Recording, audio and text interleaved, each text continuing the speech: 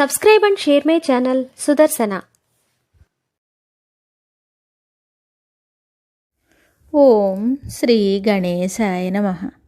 శ్రీ గురుభ్యో నమః. నడిచే దేవుడుగా కీర్తి వహించిన జగద్గురు శ్రీ శ్రీ శ్రీ చంద్రశేఖరేంద్ర సరస్వతీ మహాస్వామి వారి గురించి నీలంరాజు వెంకటశేషయ్య గారికి మరికొందరు భక్తులకు కలిగిన అనుభవాలను అనుభూతులను తెలుసుకుందాం. కరుణా జలధి కామకోటి చంద్రశేఖరేంద్ర సరస్వతీ మహాస్వామి వారి దయకు పాత్రులైన వారు ఒక వింత అనుభూతికి లోనవుతారు. అది ఎంత ఆనందదాయకమో అంత ఆశ్చర్యజనకం. అందుకు చక్కని ఉదాహరణలు 2 సంఘటనలను వారు కళ్ళారా చూసి ఆనందించి వారి ఆనందాన్ని శేషయ్య గారికి పంచి ఇచ్చిన సహృదయులు స్వామి భక్తులు ఇండియన్ ఎక్స్ప్రెస్ పత్రికా వ్యవస్థకు మాజీ జనరల్ మేనేజర్ శ్రీ టీకే త్యాగరాజన్ గారు.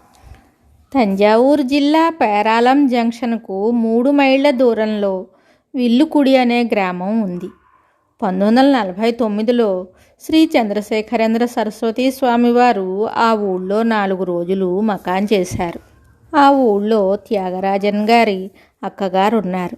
పాదపూజ చేయటానికి ఆమె స్వామిని వారింటికి ఆహ్వానించి ఆ రోజు త్యాగరాజన్ గారిని కూడా అక్కడకు రమ్మని కబురు చేశారు.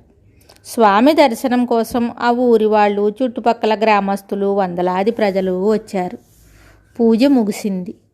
భక్తులందరికీ స్వామి తీర్థం ఇస్తున్నారు. తీర్థం పుచ్చుకుంటున్న వారిలో బొంబాయి నుంచి వచ్చిన భార్యాభర్తలు ఉన్నారు. ఆ రాత్రే వారు తిరిగి బొంబాయి పోవటానికి ఏర్పాటు చేసుకున్నారు.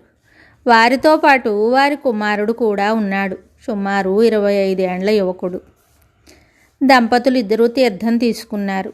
కుమారుడు తీర్థం కోసం చెయ్యి జాపాడు. నీవు నీ భార్య ఇద్దరూ వచ్చి తీర్థం పుచ్చుకోండి అన్నారు స్వామి.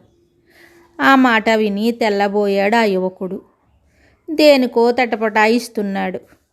ఇంతలో పక్కగా నిలిచిన ఆడవాళ్ల వైపు నుంచి ఇంచుమించు 20 సంవత్సరాల ఒక యువతి గబగబా ముందుకు వచ్చి ఆ యువకుడితో పాటు తాను చేయి జాపింది. ఇద్దరూ కలిసి తీర్థం పుచ్చుకున్నారు.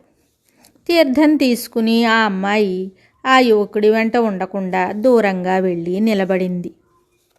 స్వామి ఆ నలుగురిని ఆశీర్వదించి బొంబాయి వెళ్ళండని అనుజ్ఞ ఇచ్చారు. ఈ తతంగం అంతా చూస్తున్న వారికి ఆశ్చర్యం వేసింది. బొంబాయి నుంచి వచ్చిన తల్లిదండ్రులు ఇద్దరికీ స్వామి తీర్థం ఇవ్వటం ఏమిటి? కుమారుడు రాగానే భార్యాభర్తలు ఇద్దరూ వచ్చి తీర్థం పుచ్చుకోండి అని ఆదేశించటం ఏమిటి? ఆ యువకుడి భార్య ఎక్కడి నుంచో ఊడిపడినట్టు వచ్చి తీర్థం పుచ్చుకుని తిరిగి దూరంగా వెళ్ళి నిలబడటం ఏమిటి? నలుగురూ కలిసి బొంబాయి వెళ్ళండని స్వామి వారిని ఆజ్ఞాపించటం ఏమిటి? ఇదంతా ఏదో వింతగా తోచింది అందరికీ. బొంబాయి నుంచి వచ్చిన ఆ పెద్ద మనిషి దగ్గరికి వెళ్ళి త్యాగరాజన్ గారు ఆయన్ని అడిగారు, ఏమిటి వ్యవహారం అంతా అని. ఆయన కాస్త ముందు వెనకాడాడు తమ ఉదంతం చెప్పడానికి. తర్వాత బయట పెట్టాడు కథ.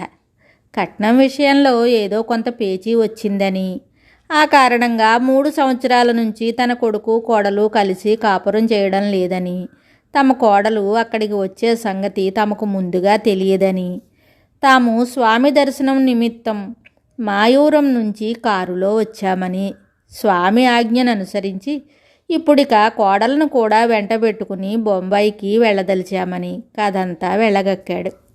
అంతటితో త్యాగరాజన్ గారు తృప్తి చెంది ఊరుకోలేదు. ఆ అమ్మాయిని అడిగారు, ఏమిటమ్మా నీ పరిస్థితి అని.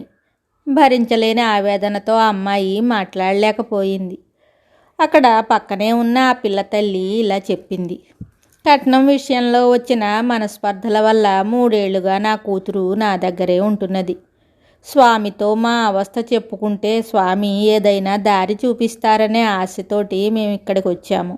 అంతేకాని మా వియ్యంకుడు, వియ్యపురాలు, అల్లుడు వీరంతా ఇక్కడికి వచ్చే సంగతి ముందుగా మాకు తెలియదు. ఈ 3 ఏళ్ల నుంచి మాకు వారికి ఉత్తరాలు ఏమీ లేవు. ఇదంతా మాకు వింతగానే ఉంది. అంతా స్వామి దయ.